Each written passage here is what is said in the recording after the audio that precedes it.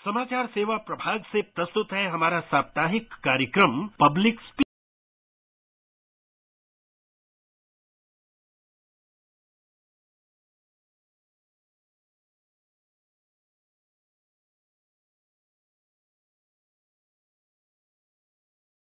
Public speak कार्यक्रम में आपका स्वागत है। आज मैं हूं प्रियंका अरोड़ा। राजा वसंत वर्षा ऋतुओं की रानी, लेकिन दोनों की कितनी भिन्न कहानी। राजा के मुख में हंसी, कंठ में माला, रानी का अंतर द्रवित दृगों में पानी। जी हां, इस बार ऋतुओं की रानी के नैनों से उमड़े सैलाब से शायद ही कोई अछूता रहा। सावन के मौसम ने गर्मी से तो राहत दी, पर कहर भी बरपाया। नदियों ने पांव पसारे तो हम इंसानों के घर आंगन जल थल हो गए। अमृत सा जल ही मुसीबत बन गया।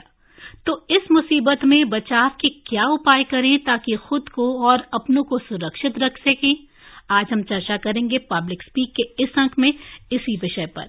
आज का विषय है मॉनसून में सुरक्षित और स्वस्थ रहने के लिए एहतियाती उपाय।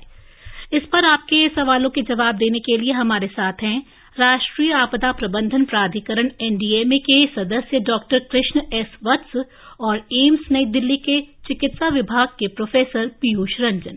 आप दोनों का स्वागत है स्टूडियो में। नमस्कार। नमस्कार।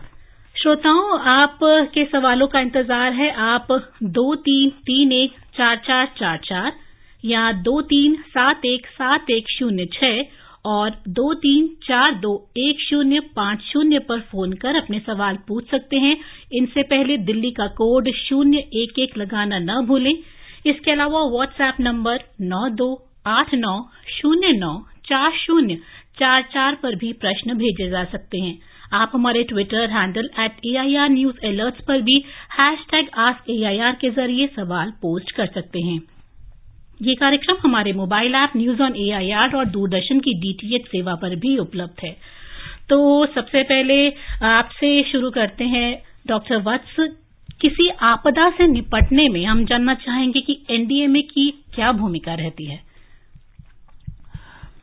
एनडीएमए राष्ट्रीय स्तर की संस्था है और यह राज्य सरकारों के साथ काम करती है। आपदा प्रबंधन में जो मुख्य भूमिका होती है वह राज्य शासन की होती है। राज्य शासन हर आपदा के लिए तैयारी करती है। उसके प्रिवेंशन के लिए जो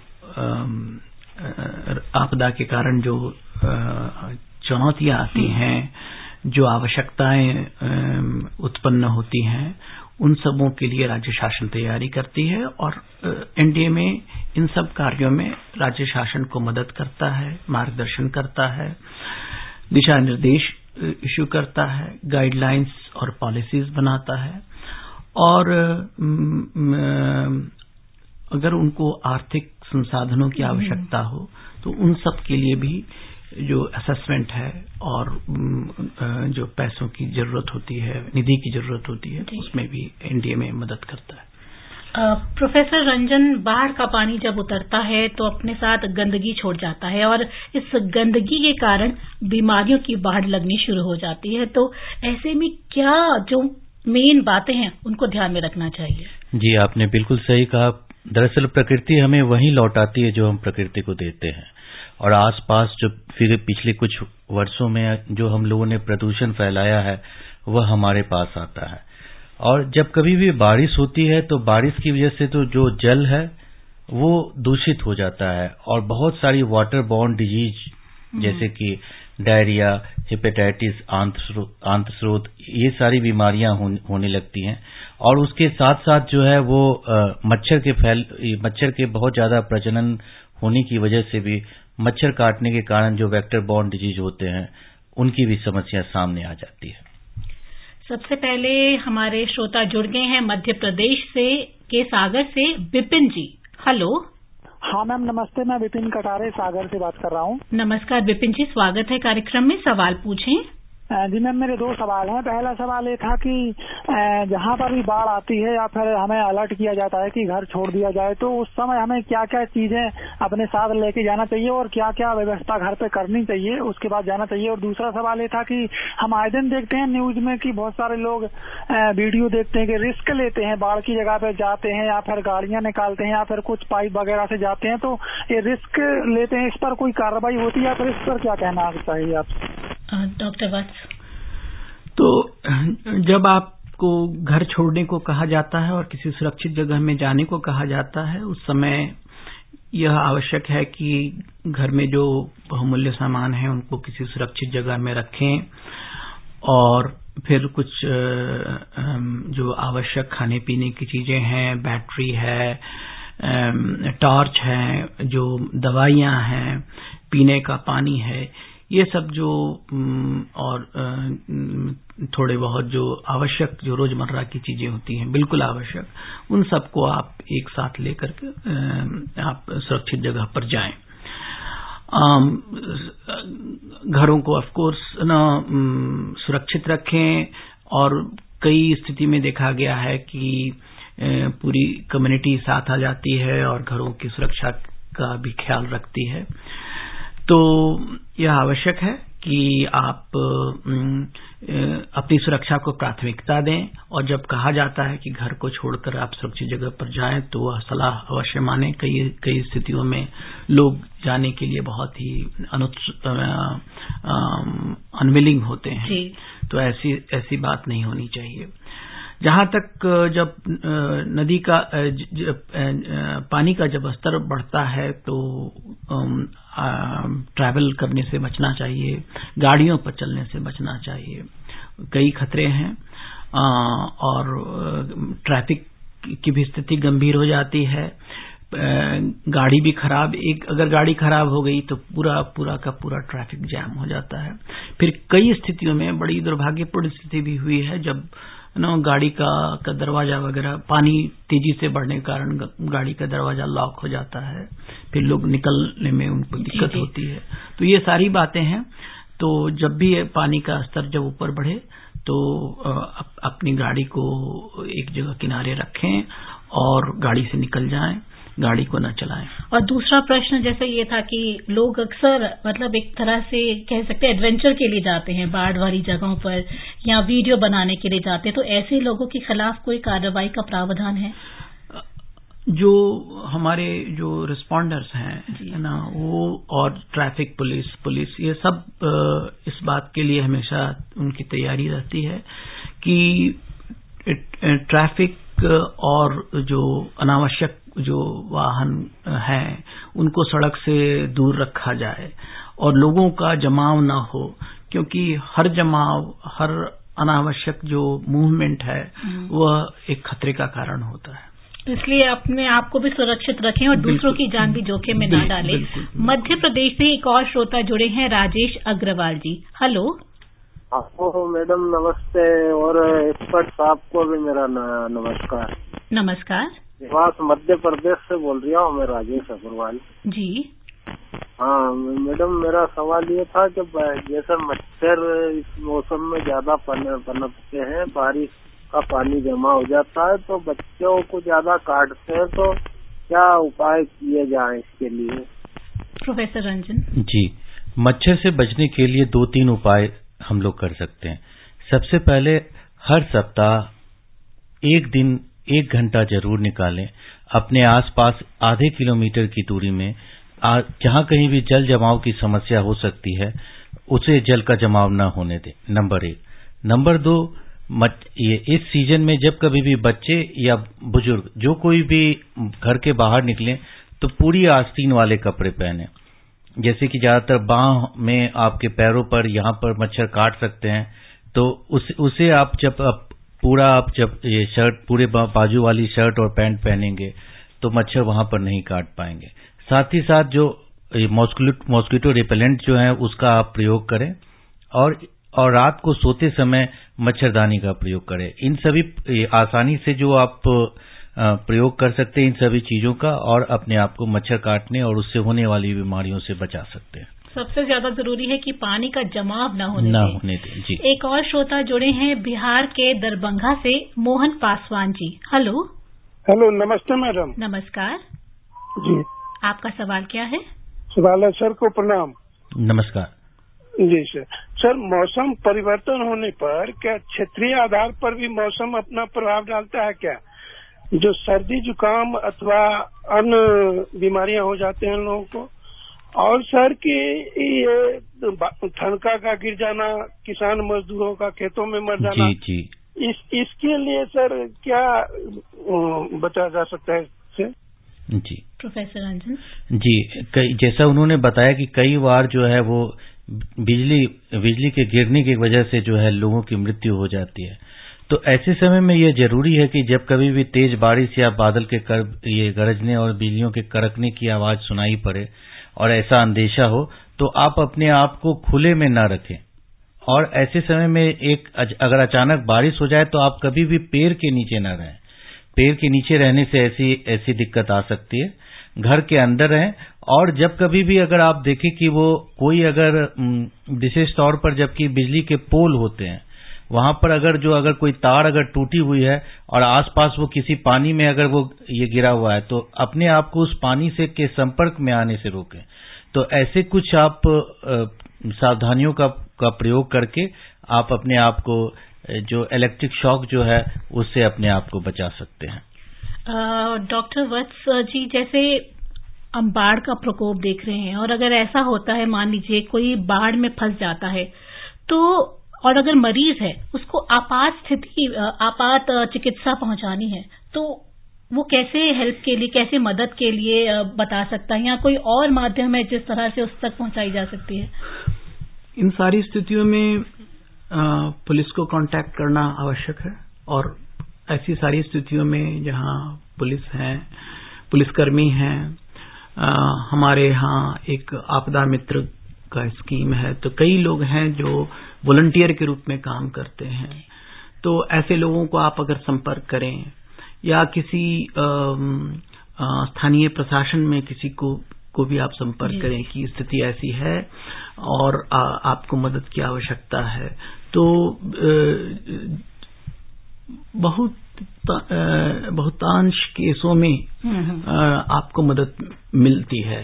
जब कभी स्थिति बहुत गंभीर हो जाए, जब लोगों का आना जाना बिल्कुल ही बंद हो जाए, नहीं तो हर स्थिति में जहां इस तरह की बात होती है वहां जरूर ये एक मेकशिफ्ट स्ट्रेचर की व्यवस्था की जाती है और लोगों को, मरीजों को इवैक्यूएट किया जाता है और लोगों को सुरक्षित जगह पर अस्पताल में पहुंचाया जाता है। तो एक अस्थायी जो एक कह सकते हैं कि उपाय हमेशा से तैयार रहता है। दिल्ली से जुड़े हैं हमारे श्रोता रघुवेंद्र जी। हेलो। नमस्कार मैडम। नमस्कार। आमंत्रित गेस्ट को भी मेरा सादर प्रणाम। सर, मेरा सवाल ये है कि जब बाढ़ आती है, जैसे इन दिनों दिल्ली में भी बाढ़ आई हुई है, पानी हो गया है, इसमें व्यक्ति अपने आप को बचाने की कोशिश तो करता है, मुसीबत आती है जब पालतू पशु और पक्षी होते हैं उनको कैसे बचाएं? तो इस सिचुएशन में कौन हमारी हेल्प कर सकता है? कृपया बताने का कष्ट कीजिए। डॉक्टर वत्स। तो इन सारी स्थितियों में भी जो वॉलंटियर्स हैं, लोकल वॉलंटियर्स हैं, लोकल रिस्पॉन्डर्स हैं, पुलिसकर्मी हैं, एनडीआरएफ के लोग हैं, हर स्थिति में एनडीआरएफ की टीमें तैनात रहती हैं। और एनडीआरएफ की टीमों में भी इस बात की भी तैयारी रहती है कि पशुओं को कैसे बचाया जाए, पशुओं को कैसे सुरक्षित जगह पर ले जाया जाए।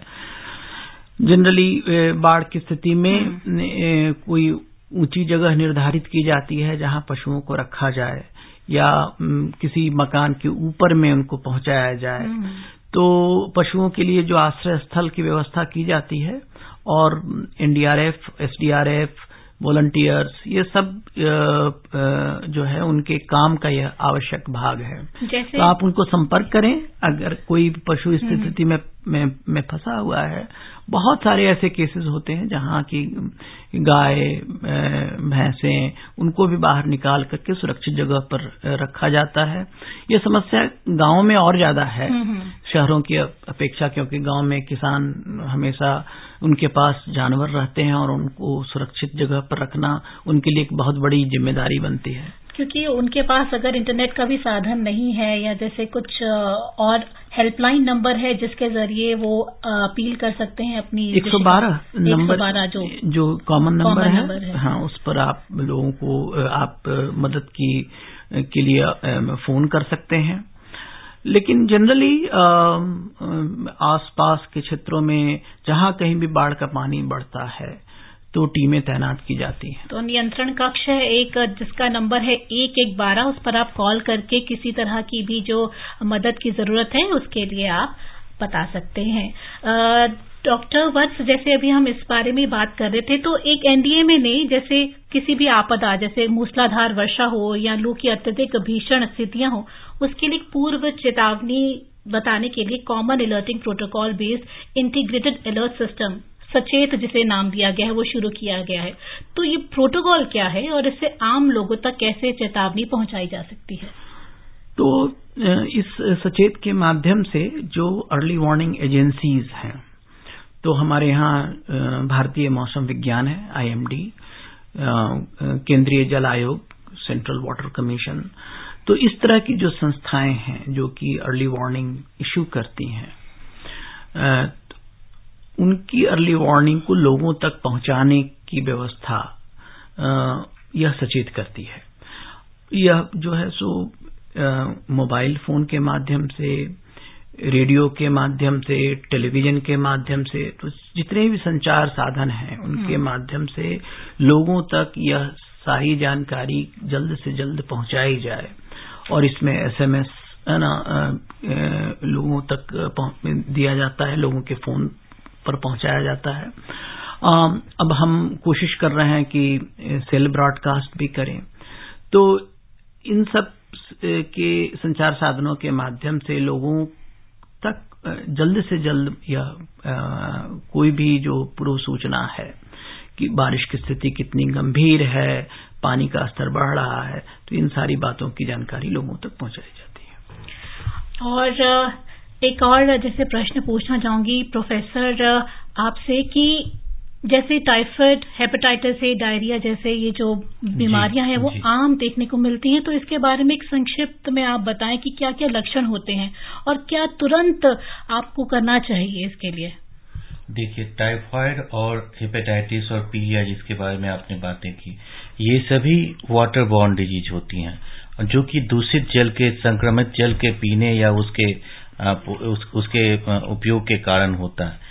इस ऐसे समय में ये बहुत जरूरी है कि जब कभी भी आप इस सीजन में आप पानी या खाने का प्रयोग करें तो वो साफ स्वच्छ पानी का प्रयोग करें, नंबर 1। और भोजन में ऐसे भोजन का प्रयोग करें जो कि तुरंत बनाया गया हो।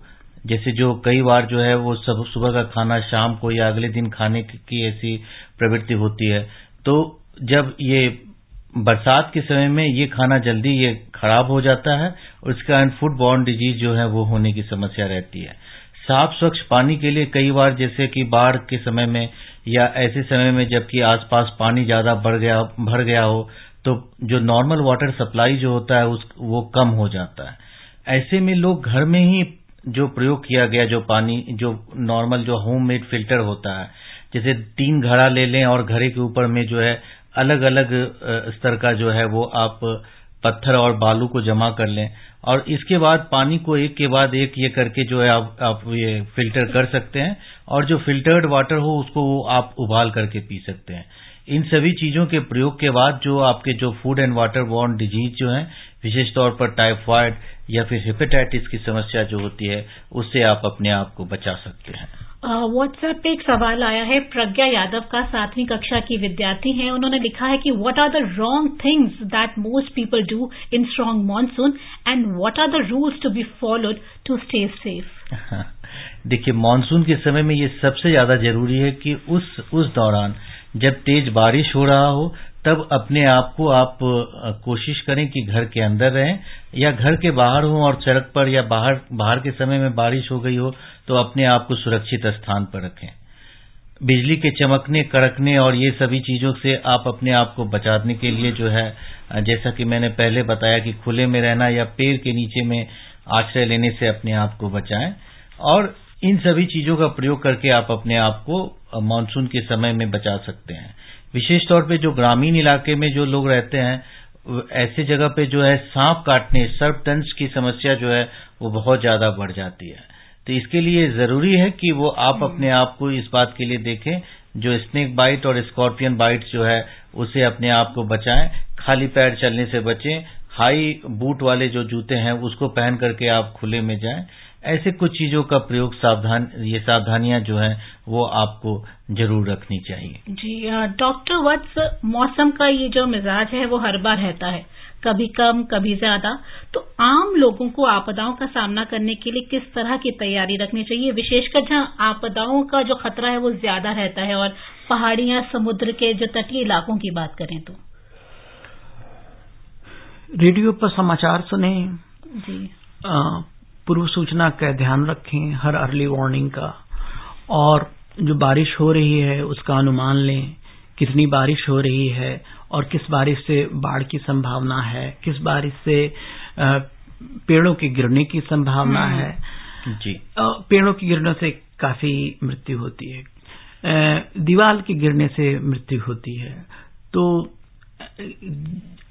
ऐसी सारी स्थितियां जो उत्पन्न होती हैं जिसके कारण दीवारें गिरती हैं, घरों की क्षति पहुंचती है, तो इन सब चीजों से बचना चाहिए। जी। दूसरी बात ये कि शहरों में कई लोग मैनहोल्स में उनकी गिर जाते हैं या वहां दुर्घटना होती है, तो आदमी को इतनी वो बहुत सावधानी रखनी चाहिए, खास करके जब आप पेवमेंट पर चलते हों। इलेक्ट्रोक्यूशन की संभावना बहुत रहती है, करंट लगने की। तो आप हर तरह के जो तार हैं जो बाहर रहते हैं उनसे आप बचें। तो इन सब से लेकिन बचने का जो सबसे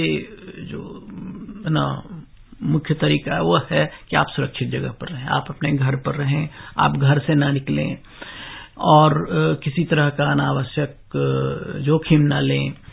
पहाड़ों में भूस्खलन की घटनाएं बढ़ जाती हैं बहुत तेजी से, नदियों का स्तर बहुत तेजी से ऊपर बढ़ता है ना। आप पुल पार कर रहे हों और उसी के बीच में नदियों में बाढ़ आ जाता है, फ्लैश फ्लड इसको कहते हैं। हाँ, तो फ्लैश फ्लड भी बहुत बड़ा खतरा है पहाड़ी क्षेत्रों में। भूस्खलन भी काफी तेजी से होता है और लोगों को उसकी जानकारी मिल नहीं पाती है। तो इन सारी स्थितियों से बचने के लिए आपका सुरक्षित स्थान पर रहना आवश्यक है। तो इसलिए आप आवागमन को सीमित रखें, अच्छे सुरक्षित जगह पर रहें, रेडियो को सुने और बारिश का जो है उसका अनुमान लगाएं, और हर ऐसी जो स्थितियां हैं जिसके कारण खतरा उत्पन्न हो सकता है उनसे आप दूर रहने की कोशिश करें। हरियाणा से जुड़े हैं श्रोता, हिसार में है राजेंद्र जी, उनका क्या सवाल है आइए जानते हैं। हेलो डॉक्टर साहब को भी नमस्कार जी। नमस्कार राजेंद्र जी। जी, मैं ये जानना चाहता हूँ, जैसे बरसात के मौसम में पानी जल भराव हो जाता है तो चमड़ी पे फोड़े फुंसी भी आमतौर पे देखा जाता है, और दूसरा आंखों में जलन या प्रदूषण की वजह से ये बरसात के गंदे पानी, खराब पानी हो जाते हैं। इससे बचाव के लिए तो क्या करना चाहिए, डॉक्टर साहब से ये जानना। त्वचा संबंधी रोग, त्वचा संबंधी जो बीमारियां होती है वो एक प्रमुख बीमारी है जो इस दौरान हो सकती है। इसके लिए जरूरी है कि आप गीला कपड़ा, विशेष तौर पर जो आपके अंतर वस्त्र होते हैं वो आप गीला बिल्कुल भी ना पहने। मौजे वगैरह भी हों तो उसे गीला बिल्कुल ना पहने, और अपने वो पैर में और जो शरीर में जैसे कांख और ये सारी जगह पर है, इन सभी जगहों पर जो है वो आप ज्यादा सूखा रखें। जब कभी भी थोड़ा सा भी अगर जो दांत खाद या ऐसी ये आ रही है तो आप नजदीक के डॉक्टर को से संपर्क करके आप जो इसकी प्रामाणिक दवा है वही लगाएं। खुद से इलाज करने की प्रवृत्ति से बचें, और जो गैर जरूरी, जो अशिक्षित जो लोग होते हैं उनसे भी कई बार ऐसा देखा गया है कि लोग स्टेरॉइड की क्रीम को लगा लेते हैं और बाद में ये तकलीफें जो हैं, जो फंगल इन्फेक्शन और ज्यादा बढ़ जाता है। जी डॉक्टर वत्स, एकदम से जो हम इतनी भारी आपदा देख रहे हैं तो क्या वजह है? जैसे दिल्ली में ही देखा 41 साल बाद ऐसी बारिश हुई, और कई जगहों पर पहाड़ी इलाकों में भी इतने बड़े स्तर पर हम आपदा को देख रहे हैं, तो क्या वजह है इन सब की? इसकी जो वजह है वह यह है कि एक तो जो साउथ वेस्ट मानसून है वो सक्रिय है, और साउथ वेस्ट मानसून दक्षिण पश्चिमी मानसून के साथ साथ जो मेडिटेरेनियन रीजन से या सेंट्रल एशियन रीजन से जो वेस्टर्न डिस्टर्बेंस जिसको हम कहते हैं वो भी उधर से आता है। और जब भी दक्षिण पश्चिमी मानसून और वेस्टर्न डिस्टर्बेंस का इंटरेक्शन होता है, उसका संबंध होता है, तो बारिश की जो मात्रा है वह काफी बढ़ जाता है। तो पहले भी 2013-14 में जब जम्मू कश्मीर में बहुत बड़ी बाढ़ आई थी, उस समय भी यह देखने को मिला था कि वेस्टर्न डिस्टर्बेंस और साउथ वेस्ट मानसून का इंटरेक्शन हो गया। तो अभी भी जो स्थिति बनी हुई है उसमें भी यही है कि वेस्टर्न डिस्टर्बेंस और दोनों ये साथ साथ आ गए हैं, इसलिए काफी बारिश हो रही है। जो औसत बारिश है उससे 200, 400, 500% ज्यादा बारिश हुई है। तो जब बारिश की जो आपका औसत बारिश है उससे जब इतनी ज्यादा बारिश हो जाती है तो बाढ़ का होना करीब आवश्यक हो जाता, मतलब बहुत नॉर्मल हो जाता है। नॉर्मल है ये, मतलब ये एक जिसको इसमें कहीं कोई ज्यादा आश्चर्य की बात नहीं है। लेकिन एक बात और भी है कि जो शहरों में नदियां बहती हैं के पास आसपास, तो नदियों में जो पानी का फैलाव है उसके लिए जो जितना स्पेस होना चाहिए वो स्पेस घट गया है। तो नदियों के तटों पर ज्यादा घरों का निर्माण हो रहा है, लोग रह रहे हैं, और उसके कारण जो पानी के फैलाव के लिए जितनी जगह की जरूरत है वह उपलब्ध नहीं हो पाता है, और उसके कारण बाढ़ का स्वरूप और भी विकराल हो जाता है। जी हाँ, और दिल्ली से एक श्रोता जुड़े हैं, जीएस चड्ढा जी, सुनते हैं क्या कहना चाहते हैं। हेलो, नमस्कार मैम, जीएस चड्ढा बोल रहा हूँ। सर को भी नमस्कार। नमस्कार सर, बाढ़ के दौरान एनडीआरएफ की टीम अच्छा काम करती है, लेकिन एनडीआरएफ की टीमें तभी आती हैं जब लोकल प्रशासन बुलाता है। तो इसमें ऐसा कोई मैकेनिज्म नहीं है कि एनडीआरएफ स्वयं चार्ज ले ले और लोगों को बचाने का कार्य करे। दूसरा, एनडीआरएफ की टीमें बाढ़ के बाद लोगों की किस प्रकार से सहायता करती है? तो एक विशिष्ट पद्धति है, एक व्यवस्था है जिसके माध्यम से एनडीआरएफ की टीमें तैनात होती हैं। जैसा मैंने शुरुआत में कहा, बाढ़ का मुकाबला राज्य शासन की प्राथमिक जिम्मेदारी है।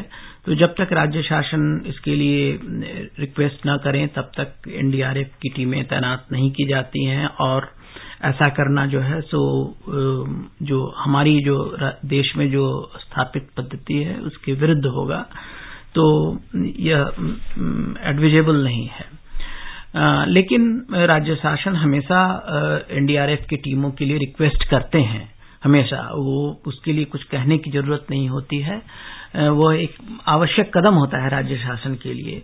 और हमेशा हर स्थिति में एनडीआरएफ की टीमों ने पूरी मदद की है, पूरी निष्ठा के साथ काम किया है। और सिर्फ लोगों को बाढ़ से निकालने का नहीं, बल्कि बाढ़ के निकालने के बाद भी उनको आवश्यक जो चिकित्सा, उनको सुरक्षित जगहों पर रखना, रिलीफ कैंप में रखना, पानी की व्यवस्था, और जो कुछ भी आवश्यक उपचार जो है, प्राथमिक उपचार, इन सारी चीजों में वो एनडीआरएफ की टीमें भाग लेती हैं, काफी सक्रिय रहती हैं। इस व्यवस्था को और भी हम सुदृढ़ कर रहे हैं। हम ये भी चाहते हैं कि इस तरह की टीमें राज्य शासन के स्तर पर भी रहें। एसडीआरएफ हम जिसको कहते हैं, हम चाह रहे हैं कि हमारा यह प्रयत्न है कि हर स्टेट गवर्नमेंट एसडीआरएफ की स्थापना करे और एसडीआरएफ और एनडीआरएफ दोनों मिलकर काम करें। जी, आशा करते हैं कि इस कार्यक्रम में मिली हिदायतों से और जानकारी से आपका फायदा होगा और आप अपनी और अपनों की सुरक्षा कर सकेंगे। तो अब समय कह रहा है आपसे अनुमति ली जाए। हम दोनों विशेषज्ञों का धन्यवाद देते हैं, डॉक्टर वत्स और प्रोफेसर रंजन जी, इस कार्यक्रम में शामिल होने के लिए, और अपने श्रोताओं का भी धन्यवाद करते हैं जिन्होंने अपने प्रश्न पूछे और सुझाव जाने। पब्लिक स्पीक का ये अंक यहीं समाप्त होता है। अगले सप्ताह सोमवार रात ठीक 9:30 बजे एक और विषय लेकर हम आपके साथ चर्चा के लिए उपस्थित रहेंगे। तब तक के लिए प्रियंका अरोड़ा को कार्यक्रम समाप्त करने की अनुमति दीजिए। नमस्कार।